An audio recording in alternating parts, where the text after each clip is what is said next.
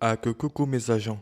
Aujourd'hui on va parler du film The Green Hornet. The Green Hornet ou Le Frelon Vert au Québec est un film américo-français réalisé par Michel Grosgris, sorti en 2011. Il s'inspire de la série radiophonique américaine éponyme des années 30 de la bande dessinée de la série télévisée Le Frelon Vert créée en 1966 avec Van Williams et Bruce Lee. Je vais parler du synopsis. Brad Ray est un fils de James Ray, le propriétaire du quotidien de Daily Sentinel à Los Angeles. Bright est aussi un fêtard un peu immature et sans ambition.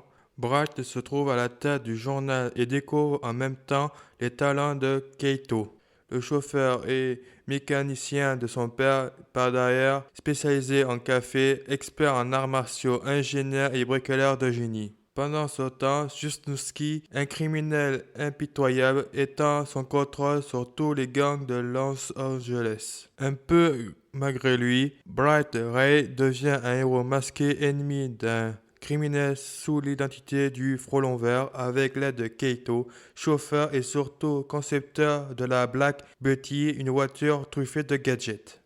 Autour du film. Dans le film, quand Brad Ray feuillette le carnet de Keito, on peut voir des dessins représentant Bruce Lee qui incarne Keito dans la série éponyme d'origine. Changement de méchant. Nicolas Cage était pressenti pour jouer le méchant du film, mais devant les caprices de Star, il exigeait notamment de prendre un accent jamaïcain.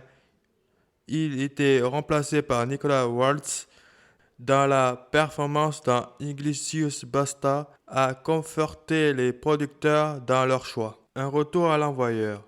Green Hornet était un projet maudit passant de main en main et qui est finalement trouvé preneur à la personne de Michel Grosgris. Il y a 15 ans, le réalisateur avait déjà été contacté pour réaliser le film, puis le projet annulé avait failli être confirmé à Kevin Smith et encore Steven Shaw. Une audition en particulier. L'audition de Jay Shaw s'est déroulée par Webcam. Néanmoins, sa performance a réussi à convaincre les producteurs de son talent. Il a de ce fait décroché son rôle. Ne sois jamais cruel, ne sois jamais lâche. N'oublie pas que la haine est toujours stupide et l'amour est toujours sage. Essaie à chaque fois d'être gentil, mais sois toujours bienveillant. Si vous avez aimé cette émission, laissez un like, abonnez-vous, mettez un commentaire, suivez-moi sur mes réseaux sociaux.